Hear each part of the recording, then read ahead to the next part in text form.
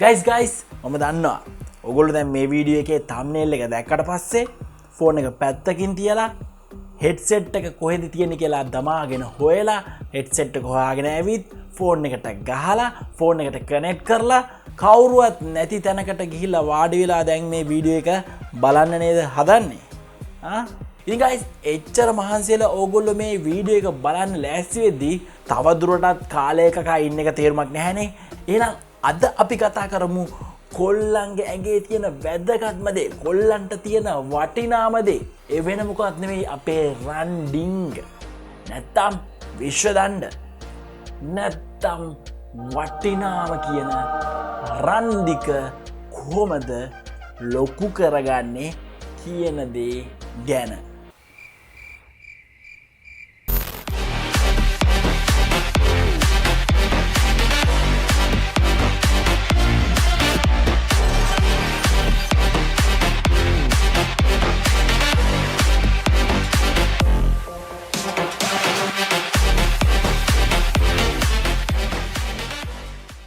guys ඔයගොල්ලෝ ආදරයෙන් පිළිගන්නවා fashion with Dev YouTube channel එකට. ඉතින් guys අද මේ වීඩියෝ එකේ මම ඔයගොල්ලොත් එක්ක කතා කරන්න යන්නේ penis එකේ size එක නැත්නම් අපේ පුරුෂ ලිංගයේ size එක increase කරගන්න පුළුවන්ද? ප්‍රමාණය විශාල කරගන්න පුළුවන්ද කියන දේ ගැන. ඉතින් මේ වීඩියෝ එකේ මම ඔයගොල්ලොත් එක්ක කතා කරන්න බලාපොරොත්තු වෙනවා අපේ penis එකේ තියෙන සාමාන්‍ය තත්ත්වයන් පිළිබඳව. ඒ වගේම ඒකේ size එක කොහොමද අපිට වැදගත් වෙන්නේ කියන එක පිළිබඳව.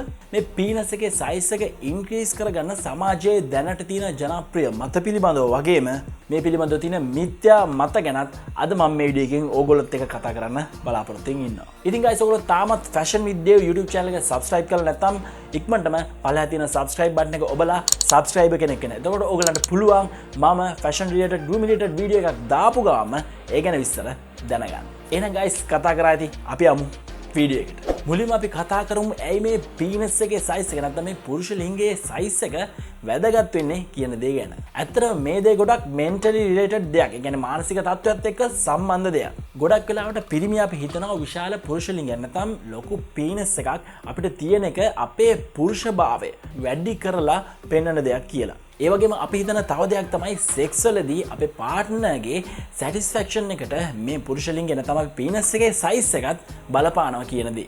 ඒ කියන්නේ penis එකේ පෙනුම සහ ප්‍රමාණය සෙක්ස් පාර්ට්නර්ගේ ඉම්ප්‍රෙෂන්ස් වලට බලපානවා කියලා අපි හිතනවා. ඇත්තට මේ penis එකේ average size එක මොකක්ද? ඒ කියන්නේ සාමාන්‍යයෙන් පිරිමේකට තියෙන penis එකේ size එක මොකක්ද? මේක ගොඩක් දෙනෙක්ට ලොකු ප්‍රශ්නයක්. මේක ගැන හරියටම බැලුවොත් එහෙම ලෝකයේ තියෙන භූගෝලීය පිහිටීමත් එක්ක ඉන්න ජනවර්ග වලින් ජනවර්ග වලට මේකේ සාමාන්‍ය ප්‍රමාණය එකිනෙකට වෙනස් වෙනවා. අපි ඉන්නේ ආසියාවේ හින්දා සාමාන්‍යයෙන් අපේ ආසියාවේ ඇවරේජ් එක තමයි අපි සාමාන්‍ය penis එකේ ඇවරේජ් එකක් විදිහට ගන්න ඕනේ. එතකොට සාමාන්‍යයෙන් ඉරෙක්ට් නැත්නම් ප්‍රාණවත් වුණු penis එක ඇවරේජ් size එක විදිහට අපි ගන්නේ අඟල් 5. එතකොට ඇවරේජ් එකට වඩා අඩු නැත්නම් ස්මෝල් penis එකක් විදිහට අපි ඩිෆයින් කරන්නේ සාමාන්‍ය අඟල් 3ක් විතර වෙන penis එකට. ඒ විදිහට අඟල් 3ක් හෝ අඟල් 3ට අඩු penis එකක් තියෙනවා නම් අපි ඒ තත්ත්වය හඳුන්වනවා මයික්‍රෝ penis කියලා. ඉතින් සාමාන්‍යයෙන් ඔයාට තියෙන penis එක ඉරෙක්ට් වුණාම තියෙන දිග අඟල් 5 ආසන්නයේ තියෙනවා නම් ඒක සාමාන්‍ය තත්ත්වයක් විදිහට තමයි ගණන් ගන්නේ. ඉතින් අද මේ වීඩියෝ එකේ මම ඔයගොල්ලොත් එක්ක කතා කරන්න යන penis එකේ size එක වැඩි කරගන්නවා කියන දෙයට ගොඩක් වෙලාවට මේ ආවට සමාජයෙන් අපිට ලැබෙන බලපෑම ගොඩක් වැඩි. ප්‍රධාන වශයෙන්ම මාකට් එකේ මේ penis enlargement products ගොඩක් තියෙනවා. ඉතින් මෙන්න මේ products වල marketing strategy එකක් විදිහට ඒගොල්ලෝ හැම වෙලේම පෙන්වන්න හදනවා මේ penis එකේ size එක ගොඩක් matters කියලා නැත්නම් ගොඩක් වැදගත් වෙනවා කියලා අපේ sex life එකට. ඉතින් penis එකේ size එක increase කරගන්න කතාවේදී අපි බොහොම පැහැදිලිව වෙන් කරගත යුතු definitions දෙකක් තියෙනවා. එකක් තමයි ප්‍රාණවත්භාවය සහ අනිත් එක තමයි ප්‍රමාණය විශාල කර ගැනීම. මතක තියාගන්න ප්‍රාණවත්භාවය කියන්නේ අපේ penis එක fully erect වුණාම නැත්නම් සම්පූර්ණයෙන්ම ප්‍රාණවත් වුණාම තියෙන ප්‍රමාණය විශාල කර ගැනීම කියන එකෙන් අපි අදහස් කරන්නේ අපේ ප්‍රාණවත් වෙලා තියෙන පීනස් එක තියෙන ප්‍රමාණයටත් වඩා තව ටිකක් වැඩි කර ගැනීම, විශාල කර ගැනීම.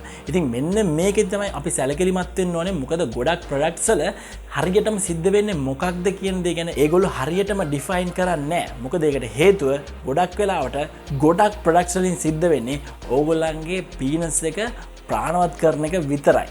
ප්‍රමාණය විශාල කිරීමක් ඒ ප්‍රොඩක්ට්ස් වලින් සිද්ධ වෙන්නේ නැහැ. ඉතින් ඔන්න ඔය දේවල් ටික ඔළුවේ තියාගෙන අපි දැන් කතා කරමු පීනස් එකේ සයිස් එක ඉන්ක්‍රීස් කරගන්න පුළුවන් කියලා සමාජයේ තියෙන ප්‍රධාන ක්‍රම විදියට තියෙන දේවල් මොනවද කියන දේ ගැන.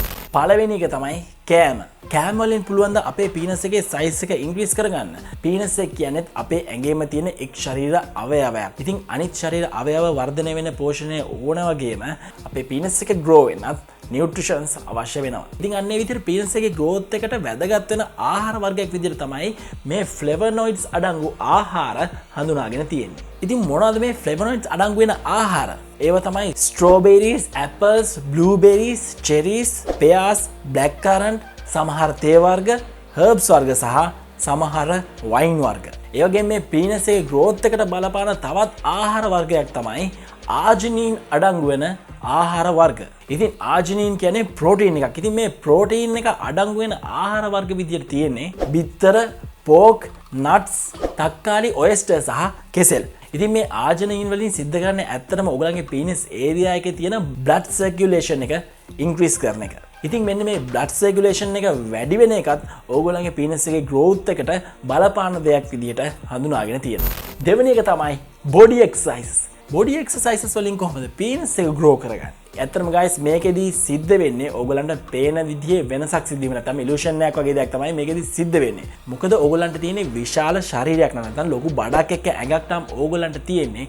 ඕගොල්ලන්ගේ පීනස් එක ගොඩක් කුඩාවට තමයි ඕගොල්ලන්ගේ ඇඟට සාපේක්ෂව පේන්නේ. ඉතින් මේකට අපිට කරන්න පුළුවන් දේ තමයි එක්සර්සයිසස් වලින් අපේ ඇඟේ තියෙන නැත්නම් අපේ බඩේ නැත්නම් මේ පීනස් ඒරියා එකේ තියෙන ෆැට් එක මේ එක්සර්සයිස් වලින් අඩු කරගත්තොත් අපිට පුළුවන් අපේ පීනස් එක හයිලයිට් වෙලා පේන විදිහට අපේ ඇඟේ හැඩය වෙනස් කරගන්න. එහෙම වුණොත් එහෙම ඇත්තටම ලොකු පීනස් එකක් තියෙන විදිහට තමයි පේන්නේ. ඉතින් මේකට කරන්න පුළුවන් එක්සර්සයිසස් මොනවද? සාමාන්‍යයෙන් කරන running, squats, planks, ඊළඟට hip raises, ඒ වගේම ඕනම ආකාරයක abdominal exercise එකක් ඔයගොල්ලන්ට use කරගන්න පුළුවන් මේ fat burning වැඩේට. ඊළඟ එක තමයි vacuum pumps use කරන එක. ඉතින් අපේ පිරිමි සමහර අයට තියෙන රෝගී තත්ත්වයක් තමයි පීනස් එක හරි විදිහට erect වෙන්නේ නැහැ. නැත්නම් හරි විදිහට ප්‍රාණවත් වෙන්නේ නැහැ. මෙන්න මේ රෝගී තත්ත්වයට කියන නම තමයි erectile dysfunction. ඉතින් අන්නේ රෝගී තත්ත්වයේ තියෙනවා නම් ගොඩක් වෙලාවට ඩොක්ටර්ස්ලා රෙකමන්ඩ් කරන මෙතඩ් එකක් තමයි මේ වැකියුම් පම්ප් එක යූස් කරන එක. ඉතින් මේක සිද්ධ කරන විදිහ තමයි මුලින්ම ඕගොල්ලන්ගේ පීනස් එක මේ වැකියුම් පම්ප් එක ඇතුළට යන විදිහට දාගන්න ඕනේ. ඊට පස්සේ ඉලෙක්ට්‍රික් පම්ප් එකක් හරි මැනුවල් පම්ප් එකක් හරි යූස් කරලා මේ වැකියුම් පම්ප් එක ඇතුලේ තියෙන එයා එක අයින් කරනවා. එතකොට සිද්ධ වෙන්නේ මේ පම්ප් එක ඇතුලේ වැකියුම් එකක් ඇති වෙනවා. ඉතින් මේ ඇතිවන වැකියුම් එක නිසා අපේ පීනස් එක ඇතුළට බ්ලඩ් පම්ප් කරන ප්‍රමාණය වැඩි වෙනවා. එතකොට සිද්ධ වෙන්නේ අපේ පීනස් එක ඉරෙක්ට් නැත්නම් පීනස් එක ප්‍රාණවත් වෙනවා. ඊට පස්සේ මේ වැකියුම් පම්ප් එකේම තියෙනවා රබර් රින්ග් එකක්. ඒ රබර් රින්ග් එක අපේ පීනස් එකේ බේස් එක හරියට වෙන්න අපි දාගන්නවා. එතකොට සිද්ධ වෙන්නේ ඒ රබර් රින්ග් එකකින්ද අපේ පීනස් එකේ පැත්තට ගියපු බ්ලඩ් ටික ආපහු අපේ ඇඟට යන්නේ නැහැ. ඒක පීනස් එකේම තියෙනවා.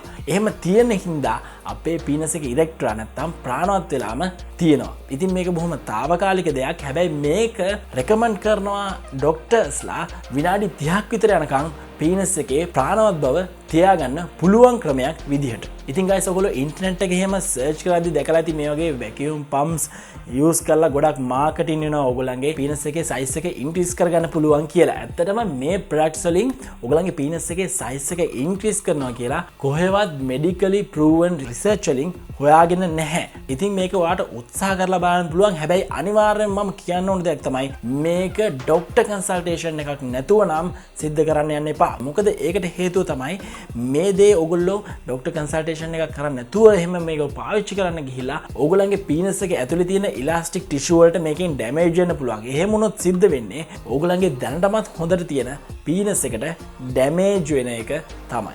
ඊළඟ ජනප්‍රිය මතය තමයි pills and lotions. ඒ කියන්නේ බොන පෙති සහ ගාන ක්‍රීම් වර්ක්. ඉතින් ඔයගොල්ලෝ මෙන්න මේ ආකාරයේ ප්‍රොඩක්ට්ස් වලත් මාකටිං ස්ට්‍රැටජිස් ඔයගොල්ලෝ දකින්න ඇති ඉන්ටර්නෙට් එක සර්ච් කරද්දි ගොඩක් වෙලාට මේ වගේ ඇඩ්ස් ඔයගොල්ලන්ට පොප් අප් වෙනවා ඇති. ඉතින් ඔයගොල්ලෝ මේ මාකටිං වලදී කියනවා ඒගොල්ලන්ගේ ක්‍රීම්ස් වල අඩංගු වෙනවා කියලා එක එක જાති විටමින්ස් වර්ග, මිනරල්ස් වර්ග, ඒ වගේම හර්බ්ස් වර්ග සහ හෝමෝන් වර්ග. ඉතින් ඇත්තටම කියන්න ඕන දේ තමයි මේ ප්‍රොඩක්ට්ස් වලින් ඕගොල්ලන්ගේ පීනස් එකේ සයිස් එක ඉන්ක්‍රීස් වෙනවා කියලා කොහෙවත්ම මෙඩිකලි ප්‍රූවන් රිසර්ච් එකකින් හොයාගෙන නැහැ. ඒක හරියටම කියන්න අමාරුයි. අනිත් එක තමයි මේ වගේ දේවල් වලින් ඕගොල්ලන්ගේ පීනස් එකට ඩැමේජ් වෙන්න තියෙන ඉඩකඩ බොහොම වැඩි. ඒ හින්දා මගේ නම් උපදෙස් වෙන්නේ මේ වගේ දේවල් පාවිච්චි කරනවා නම් අනිවාර්යයෙන්ම ડોක්ටර් කෙනෙක්ගෙන් අහලා පාවිච්චි කරන්න. සහ ගොඩක් වෙලාට මේ වගේ විවිධාකාරයේ සයිඩ් ඉෆෙක්ට්ස් එහෙමත් එන්න ඉඩකඩ ගොඩක් වැඩි. මේ පීල්ස් සහ ලෝෂන්ස් වලින් ගොඩක් වෙලාවට කරන්නේ ඔයගලගේ පීනස් එක ඉරෙක්ට් කරන එක. නැත්නම් ඔයගලගේ පීනස් එක ප්‍රාණවත් කරන එක. ඒ වැඩේ ක්‍රීම් ලෝෂන් ඒ වගේම පීල්ස් වලට කරන්න පුළුවන්. හැබැයි පීනස් එකේ සයිස් එක ඉන්ක්‍රීස් කරනවා කියලා කොහෙවත් හොයාගෙන නැහැ.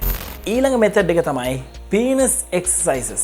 ඉතින් guys දැන් ඔයගොල්ලොත් එක්ක මම කතා කරන්න යන්නේ ජෙල්කින් කියන එක්සර්සයිස් එක ගැන. ඉතින් මේක පීනස් එක්සර්සයිස් එකක්. ඉතින් මේක අපේ අත උපයෝගී කරගෙන අතේ මොෂන්ස් වලින් අපේ පීනස් එක ඉන්ක්‍රීස් කරගන්න තියෙන එක්සර්සයිස් එකක් විදිහට තමයි මේ දේ හඳුන්වන්නේ. ඉතින් මේක සිද්ධ කරන්නේ මෙන්න මේ විදිහට. ඔයගොල්ලන්ගේ අත අරගෙන ඔයගොල්ලන්ගේ දබර ඇඟිල්ලේ ටිප් එකයි ඔයගොල්ලන්ගේ මහපට ඇඟිල්ලේ ටිප් එකයි එකට ගෑවෙන විදිහට නැත්නම් මේ විදිහට ඕකේ කියන විදිහට ඔයගොල්ලන්ගේ හෑන්ඩ් එක හදා ගන්නවා. ඉතින් මෙන්න මේ විදිහට arrange කරගත්ත ඕගොල්ලන්ගේ අත ඕගොල්ලන්ගේ පීනස් එකේ බේස් එක හරියෙන් තියන්න ඕනේ. ඒ වගේම ඇඟිලි දෙකෙන් ඇතිවෙන රින් එකෙන් මිඩ් ප්‍රෙෂර් එකක් පීනස් එකේ බේස් එක හරියට ඇතිවෙන විදිහට තමයි මේක තියාගන්න ඕනේ. ඉතින් ඒ විදිහට අපේ පීනස් එකේ බේස් එකට මිඩ් ප්‍රෙෂර් එකක් ඇතිවෙන්න තියාගත් අත slowly අපි ඉස්සරහට ගේන්න ඕනේ පීනස් එකේ ටිප් එක වෙනකම්. ඉතින් අපේ පීනස් එකේ ටිප් එකේදී අපි මේ ග්‍රිප් එක ලූස් කරලා දානවා. ඉතින් මේ පීනස් එකේ බේස් එකේ ඉඳන් ටිප් එකට ගෙනියන වෙලාව අඩුම තරමේ තප්පර 3-5 අතර වගේ බොහොම ස්ලෝ ටයිම් ඩියුරේෂන් එකක් අරන් සිද්ධ කරන්න ඕන දෙයක්. ඉතින් අන්න ඒ මූවමන්ට් එක ඕගොල්ලෝ විනාඩි 15-20ක් අතර කාලයක් ඩේලි සිද්ධ කරන එක තමයි මේ ජෙල්කින් එක්සර්සයිස් එක කියලා කියන්නේ. ඉතින් guys මේක බොහොම සරල එක්සර්සයිස් එකක් හින්දා මේකට නම් ඇත්තටම ડોක්ටර් කන්සල්ටේෂන් එකක් අවශ්‍ය වෙන්නේ නැහැ. ඒ වගේම තව කියන්න ඕන දෙයක් තමයි මේ එක්සර්සයිස් එක කරා කියලා ඕගලන්ගේ පීනස් එක ඉන්ක්‍රීස් වෙනවා කියලා හරියටම කොහෙවත් කියලා නැහැ. හැබැයි මේක ඔයගලන්ට කරලා බලන්න පුළුවන්. මොකද සමහර විට මේක හරියන්නත් පුළුවන්. මේක වැඩ කරන්නත් ඉඩ තියෙනවා. හැබැයි මතක තියාගන්න ඕන දෙයක් තමයි ඕගලන්ට මේ එක්සර්සයිස් එක කරද්දී කොයිම වෙලාවකද හරි ඔයගලන්ගේ පීනස් එකට පේන් එකක් එනවා නම් නැත්නම් රිදීමක් එනවා නම් වහාම මේ වැඩේ නතර කරන්න ඕනේ. මොකද එහෙම පේන් එකක් එන්නේ ඕගලන්ගේ පීනස් එකට යම්කිසි ආකාරයක ඩැමේජ් එකක් සිද්ධ වෙන හින්දා.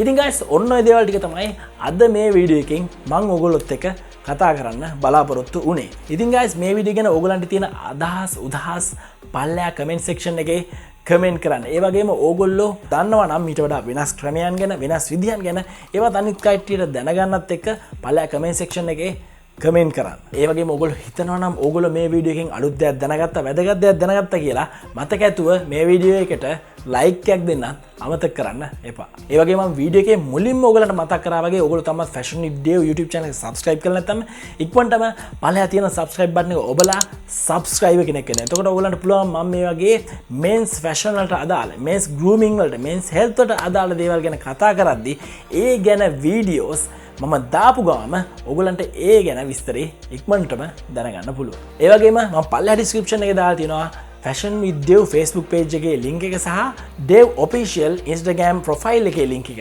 ඒ social media ඔයගොල්ලෝ follow කරලා තියෙනවා නම් ඔයගලන්ට පුළුවන් මම වීඩියෝ එකක් දාපු ගාම ඒ ගැන විස්තර දැනගන්න. ඒ වගේම මම description එකේ දාලා තියෙනවා මගේ Fashion with Dev web page එකේ link එක. ඉතින් ඒ වෙබ් පේජ් එකට යන්න අමතක කරන්න එපා. මම අනිත් වීඩියෝ වල කියලා තියෙනා වගේ මගේ වීඩියෝස් වල තියෙන offers ඔක්කොම ඒකේ එක තැනකින් ඔයගලන්ට බලා ගන්න පුළුවන්. මොනවද මගේ වීඩියෝස් වල තියෙන offers, ඒ වගේම අලුතින් දාන වීඩියෝස් වල news, මේ වගේ ගොඩක් දේවල් වෙබ් පේජ් එකෙන් බලා ගන්නත් පුළුවන්. ඒ හින්දා වෙබ් පේජ් එකට visit එකක් දාන්නත් අමතක කරන්න එපා. ඉතින් guys අදට මම ඕගලන්ට ගෙන ආපු වීඩියෝ එක මෙතනින් ඉවරයි. මේ වගේ තවත් fashion related, grooming related video එකකින් ඕගලන්ව ඉක්මනට හම්බ වෙන අදහසින් මම දැනට ඕගලන්ගෙන් සමු ගන්නවා. ඕගලන්ට good luck.